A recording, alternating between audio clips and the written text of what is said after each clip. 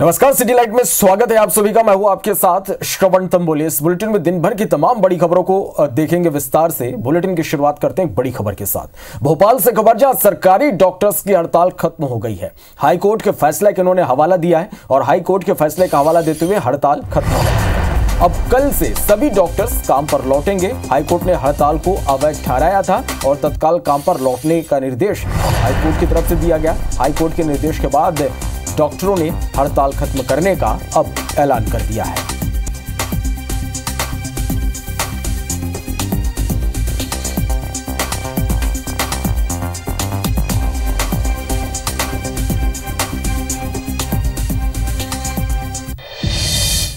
इधर खरगोन से बड़ी खबर, जहां वेल्डिंग करते समय वैन में आग लग गई। आग लगने से वैन जलकर पूरी तरह से खाक हो गया। भीकन गांव क्षेत्र में अमनखेड़ी रोड पर हादसा हुआ है। तो बड़ी खबर, वेल्डिंग करते समय वैन में भीषण आग लग गई। आग लगने से वैन जलकर पूरी तरह से खाक हो गया। भीकन गांव क्षेत्र में अमनखेड़ी रोड पर यह हादसा हुआ है।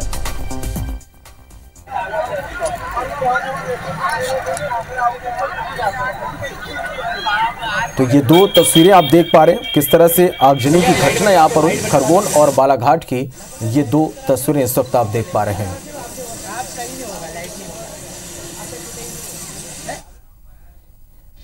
बस्तर के लाइफलाइन केशकाल घाटी में बुधवार को लंबा जाम लग गया। दरअसल जगदलपुर से रायपुर की ओर जा रही ट्रक घाटी की मोड़ पर खराब हो गई, जिसकी वजह से ट्रैफिक जाम की स्थिति बनी हुई। घटना की जानकारी लगते ही केशकाल एसडीओपी टीआई अपनी टीम के साथ मौके पर पहुंचकर वाहनों को वन वे कर बहाल करने में जुट गए।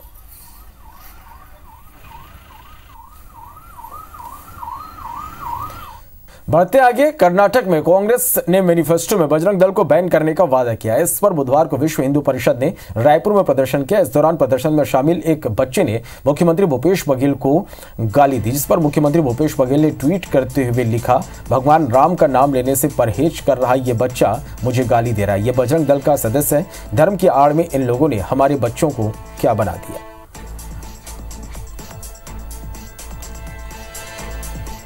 58% आरक्षण पर सुप्रीम कोर्ट से राहत मिलने के बाद छत्तीसगढ़ सरकार मिशन मोड पर भर्तियों को पूरा करने में लग गई है।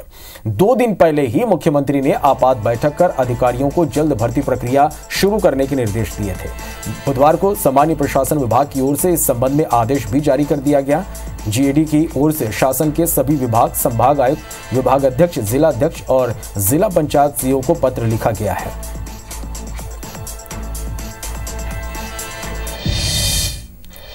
रायपुर से खबर, जहां छत्तीसगढ़ स्टेट पावर कंपनी में 71 पदों पर भर्ती होगी। पावर ट्रांसमिशन कंपनी ने भर्ती का आदेश जारी कर दिया है। युवाओं के लिए खुशखबरी है, डाटा एंट्री ऑपरेटर के 400 पदों पर जल्द भर्ती होगी। दस्तावेज के परीक्षण के लिए प्रक्रिया शुरू हुई है। तो बड़ी खबर, भर्तियों पर के आदेश देने के बाद देखिए, ये एक बड़ी खबर है कि छत्तीसगढ़ स्टेट पावर कंपनी में 71 पदों पर भर्ती होगी। डाटा एंट्री ऑपरेटर के 400 पदों पर भी जल्द भर्ती होगी।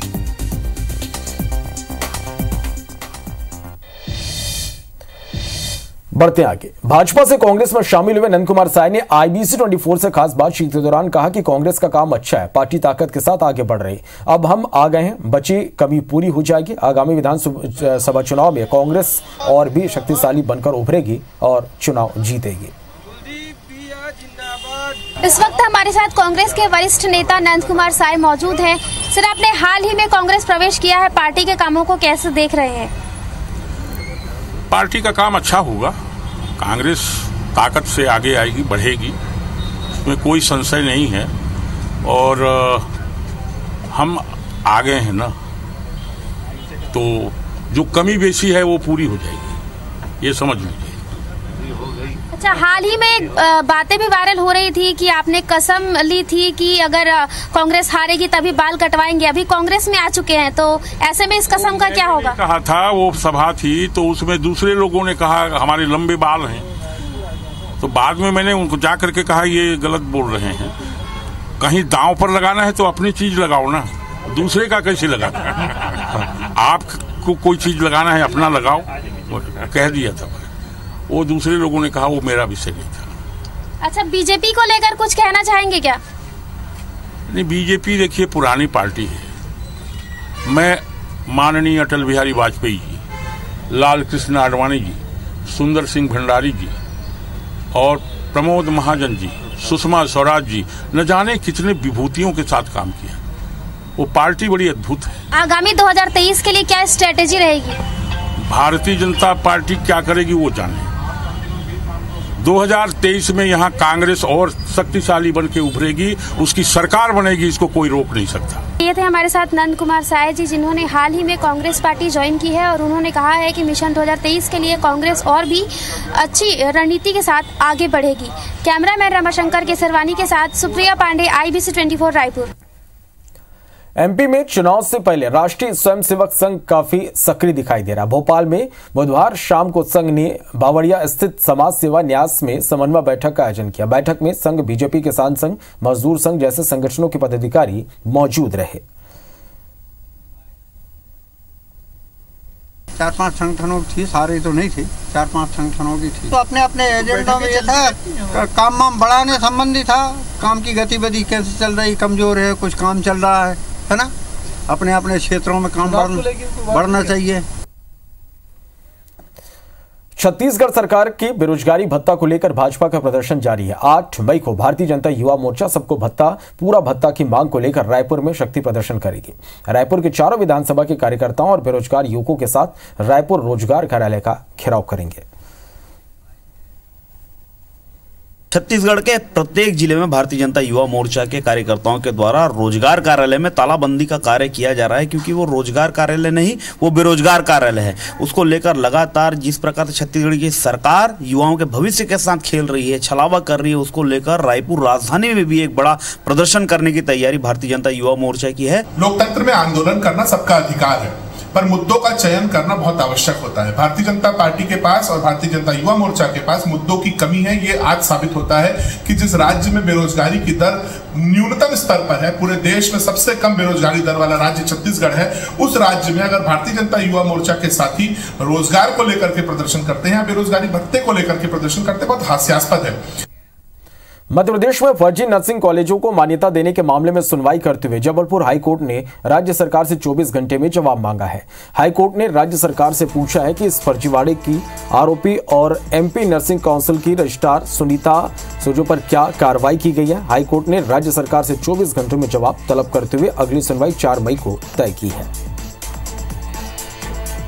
श्रीमती सुनीता सूजू रजिस्ट्रार ने सत्र 21-22 की मान्यता प्रक्रिया के दौरान फर्जी एवं अपात्र कॉलेजों को मान्यता दी थी। आज सरकार जवाब पेश करने में असमर्थ रही और 1 दिन का समय और लिया है।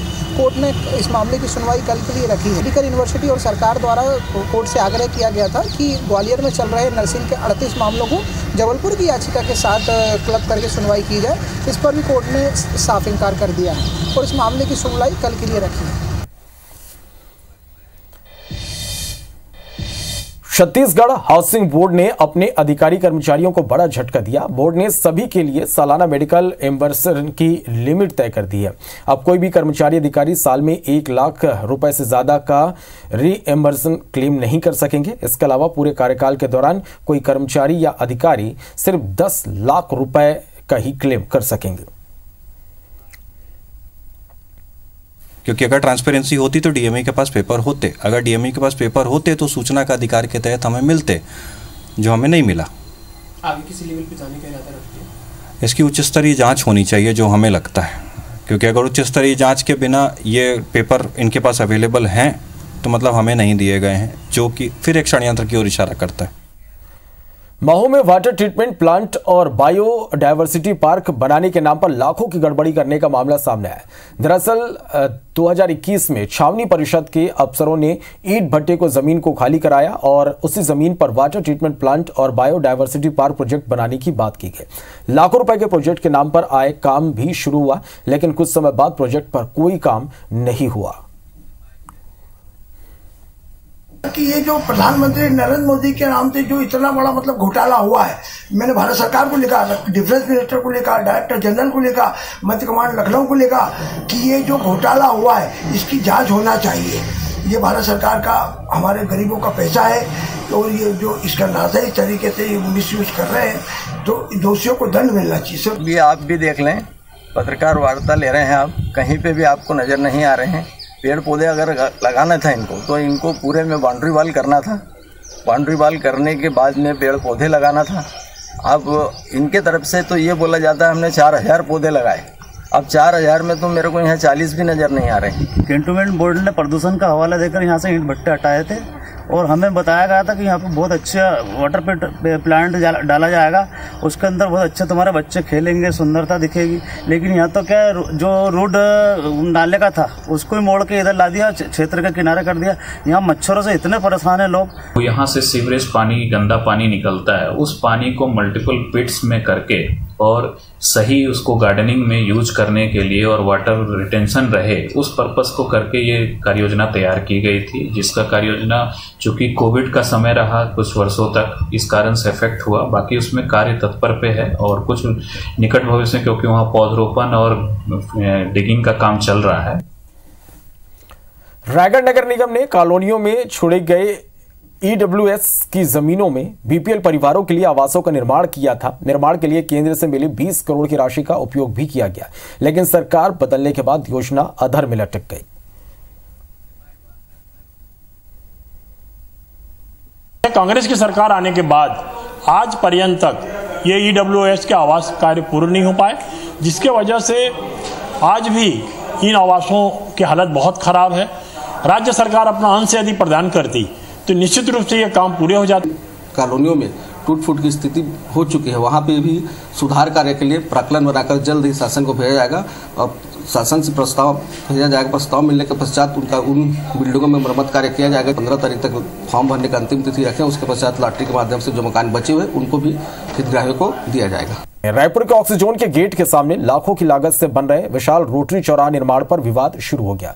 यहां सड़क के सेंटर की बजाय एक ओर की सड़क पर लगभग 40 फीट तक चौड़ा चौराहा बनाया जा रहा। चौंकाने वाली बात है कि इसमें काले रंग का ग्रेनाइट पत्थर लगाया जा रहा, जो शाम होने के बाद दिखाई देना बंद हो जाता है। ऐसे में तेज गति से आने वाले वाहन कभी भी दुर्घटनाग्रस्त हो सकते हैं, दुर्घटना के शिकार हो सकते हैं, जिस पर खुद रायपुर उत्तर विधायक कुलदीप जुनेजा नाराजगी उन्होंने जताई। और बेतरतीब चौराहा कौन बना रहा है इसकी जानकारी ना तो उन्हें है और ना ही निगम आयुक्त को है। देखिए क्या ग्रेनेड लगा रहे हैं, काले रंग का बन रहे हैं, कैसा चौक बन रहा है। मेरे विधानसभा होने के बाद में मुझे जानकारी इसके बारे में नहीं दी गई। मैंने नगर निगम कमिश्नर को लगाया कि ये चौक कौन बना रहा है, तो कमिश्नर बोले मुझे कोई जानकारी में नहीं है। चौक की वहाँ पर क्या आवश्यकता है, इतना बड़ा चौक बनाने की क्या आवश्यकता थी, किसके डिजाइन से बन रहा है और क्यों ऐसा चौक, इतना बड़ा चौक बनाया जा रहा है, हमारी समझ से परे था। रायपुर में अचानक से बड़े चौराहे बनाए जा रहे हैं और इन चौराहों को लेकर विवाद हो रहा है और सवाल भी हो रहे हैं। सबसे ज़्यादा विवाद और सवाल ऑक्सीजन के ठीक सामने जो चौराहा बन रहा है उस पर है। आप देखेंगे मेरे ठीक पीछे एक चौराहा है जिसकी चौड़ाई जो है या कहें डायामीटर जो है वो कम से कम 40 से 45 फीट है।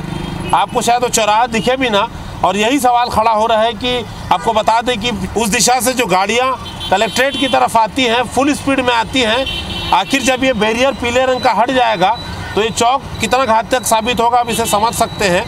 और सबसे बड़ी बात, हमने तमाम नगर निगम के जनप्रतिनिधि और विधायकों से बात करी है, किसी को नहीं पता है चौक का निर्माण कौन करा रहा है। आप देखेंगे काले रंग का ग्रेनाइट इस पे लगाया जा रहा है, जो रात में अगर आप पहुंचेंगे तो आपको लगभग 50 मीटर तक तो ये दिखाई नहीं देता। ऐसे में अगर कोई हाई स्पीड व्हीकल आता है तो आप समझ सकते हैं चौक और ये अपने आप में कितना घातक साबित होगा। जवाब कोई नहीं दे पा रहा है कि कितना आखिर चौराहा क्यों बनाया जा रहा है और किसके द्वारा बनाया जा रहा है। तो अपने आप में चौराहा दुर्घटना का कारण बन सकता है। उम्मीद करते हैं कि विशेषज्ञों से इसके लिए राय ली जाएगी और इसमें सुधार जरूर कराया जाएगा। कैमरामैन नजीर खान के साथ संदीप शुक्ला, IBC 24 रायपुर। मध्य प्रदेश और छत्तीसगढ़ में TDS में बड़ी टैक्स चोरी पकड़ी गई। इनकम टैक्स डिपार्टमेंट ने बुधवार को अपने सालाना आंकड़े जारी करते हुए 4000 करोड़ की TDS चोरी का दावा किया। इनकम टैक्स डिपार्टमेंट के MPCG चीफ मोहनीश वर्मा ने कहा कि साल भर में TDS चोरी पकड़ने के लिए इनकम टैक्स विभाग ने 13 जगहों पर छापे मारकर 4000 करोड़ रुपए की TDS चोरी पकड़ी है। हमने 13 सर्वे किए TDS के और उसमें TDS सर्वे से लगभग 4000 करोड़ के ऐसे अमाउंट पाए गए जहां TDS डिडक्ट नहीं थे इन सर्विस के बाद। इसीलिए जहां भी जाते हैं हम लोगों के पास स्पेसिफिक डेटा और इंफॉर्मेशन के बेसिस पे सभी। रायपुर में भांग का उपयोग कपड़ा बनाने में किया जा रहा है। भांग के रेशों से बना कपड़ा एंटी फंगस, एंटी बैक्टीरियल रहता है, साथ ही इको फ्रेंडली भी कपड़ा। कारोबारी प्रवीण देवड़ा बताते हैं कि बाजार में आने वाले भांग के ये कपड़े 350 रुपए मीटर से लेकर 1000 रुपए मीटर तक उपलब्ध है। रायपुर के बाजारों में अब भांग से निर्मित कपड़े बिक रहे हैं। इस वक्त हम रायपुर के पंडरी कपड़ा मार्केट में मौजूद हैं और यहाँ पर भांग से निर्मित ये कपड़ा है।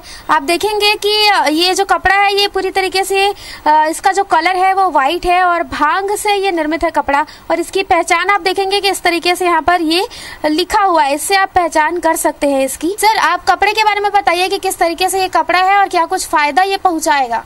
ये एक्चुअल में आजकल जो नेचुरल फाइबर्स जो आ रहे हैं उसमें उसी तरह में ये हेम्प फैब्रिक आता है। हेम्प फैब्रिक एक्चुअल मोस्टली जो तो गांजा और भांग के जो फाइबर आजकल डेवलप करके कंपनियां उसको बनाती है, ये स्वास्थ्य कारणों से बहुत अच्छे होते हैं। मोस्टली जिनके शुगर होती है, बीपी होती है, उसके लिए ये बहुत लाभकारी होते हैं और गर्मी के दिनों में ये ज्यादा एक्टिव रहते हैं। और किस तरह के कपड़े हैं आपके पास? आपने भांग से निर्मित कपड़े तो दिखा दिए, और कौन कौन से कपड़े? ये बांस से निर्मित है, बेम्बू लिनन बोलते हैं जिसको, आजकल चलन में है। ये बांस के धागे से बना हुआ फैब्रिक है। ये फैशनेबल होते हैं, इससे कोई स्वास्थ्य कारणों से इसका कोई उपयोग नहीं होता है और ये एक्चुअल में फैशनेबल है। आजकल लोग क्या चाहते हैं कि लोग कड़क कपड़ा पसंद करते हैं, बांस का धागा, और इसमें नॉन मेंटेनेंस रहता है, इसमें किसी तरह का स्टार्च वगैरह लगाने की जरूरत नहीं है। गरम प्रेस करके इसको पहने और दिखने में बहुत अच्छे लगते हैं। इसके मोस्टली कुर्ते बनते हैं और शर्ट बनते हैं इसके। तो जैसे कि हमने देखा कि काफ़ी तरह के कपड़े यहाँ पर मौजूद हैं और सबसे खास बात भांग से बने कपड़ों की है, क्योंकि ये जो कपड़ा है ये इसलिए भी खास है क्योंकि अगर कोई व्यक्ति इसे पहनकर धूप में निकल जाता है तो उसे गर्मी तो लगेगी ही नहीं, और ख़ास तौर पर बीपी और शुगर की बीमारी जिन्हें है वो बीमारी भी इस कपड़े के माध्यम से दूर होगी। कैमरामैन रमाशंकर केसरवानी के साथ सुप्रिया पांडे, IBC 24 रायपुर। राजिम से एक रोचक वीडियो सामने आया जहां ग्राम टेका निवासी उमाकांत साहू धूमधाम से दर्जनों बैलगाड़ियों में बारात लेकर अपनी दुल्हनिया राजेश्वरी को लाने ग्राम कपसी डीडी के लिए निकले। उमाकांत साहू कांग्रेस के जिला अध्यक्ष भाव सिंह साहू के बेटे हैं। खास बात ये कि इस बारात में बाराती बनकर भाजपा के महासमुंद सांसद चुन्नी साहू बैलगाड़ी को हाँकते हुए दिखाई दी। कि हमारी जो संस्कृति है, जो पिछड़ी संस्कृति हमारे छत्तीसगढ़ में है, वो कल्चर पूरा भी समाप्त होने के कगार पर है। वो संस्कृति को मैं आगे बढ़ाना चाहता हूँ। और जैसे हमारे समाज में, साहू समाज में बारात का परघौनी 8 बजे 9 बजे रात को 7 बजे होता है, उसको सही टाइमिंग गोधली बेला में परघाने का मैं समाज को एक जोर संदेश देना चाहता हूँ। हम लोग किसान हैं और किसान का हम लोग किसानी हमारे धंधा है और बैलगाड़ी से ही तो हम लोग जीवन चलाते हैं, इसलिए बैलगाड़ी से बारात जा रहे हैं। फिजूल खर्ची बचाना है, एक नया संदेश देने का प्रयास कर रहे हैं कि हम लोग किसान हैं, हमारी परंपरा है, परंपरा के हिसाब से, संस्कृति के हिसाब से हम लोग बाराती जा रहे हैं। राजधानी भोपाल सहित प्रदेश भर में लगातार कहर बरपा रही बेमौसम बारिश आगामी कुछ दिन और प्रदेशवासियों को सताने वाली है।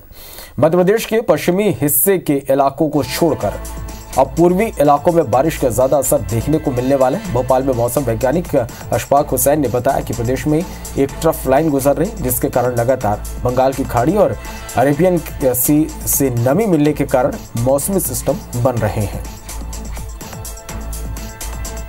साउथ तमिलनाडु तो बनी हुई है और इसकी वजह से क्या हो रहा है कि अरेबियन सी से और बे ऑफ बंगाल से दोनों तरफ नमी आ रही है।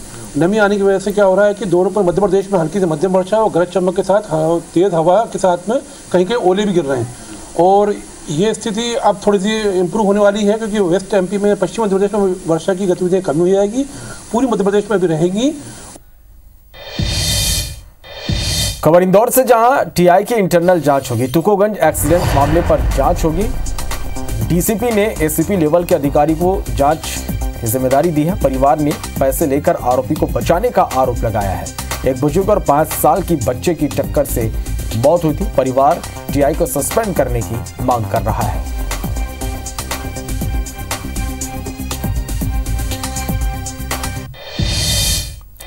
बिलासपुर से बड़ी खबर, जहां फर्जी तरीके से कार बेचने वाला गिरफ्तार हुआ। फर्जी बिक्रीनामा तैयार कर कार बेचता था।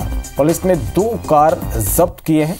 मासिक किराए पर लेकर आरोपी ने कार बेच दिया था। सरकंडा पुलिस ने कार्रवाई की है।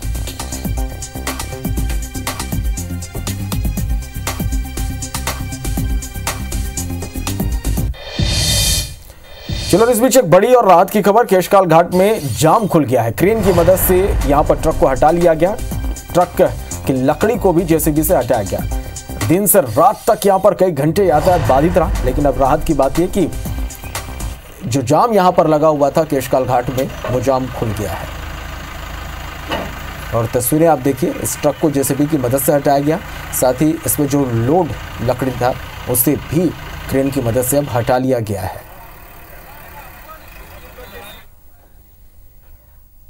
खबर दतिया से, जहां पंडोकर धाम के पीठाधीश्वर का बयान सामने आया। बजरंग दल पर बैन लगाने को लेकर पंडोकर सरकार का बयान है। आरएसएस बीएचपी बजरंग दल राष्ट्र में काम करने वाला दल है, राष्ट्र का चिंतन करने वाला दल है। बैन लगाना कांग्रेस की सोची समझी साजिश है। ऐसे संगठनों पर कभी बैन नहीं लगाना चाहिए। जब जब राष्ट्र में कोई संकट आता है, प्रदेश में कोई संकट आता है, किसी देश में सब संकट आता है, तब ऐसे संगठन खड़े होकर के सहायता करते हैं, मदद करते हैं। और बजरंग दल को या विश्व हिंदू परिषद को, ये तो कांग्रेस के लोगों की विचारधारा है, वहाँ के लोगों की विचारधारा है कि इसको बैन किया जाए, बंद किया जाए, जैसे कर्नाटक में ये कहा गया। तो इसी के साथ फिलहाल इस बुलेटिन में इतना ही। नमस्कार।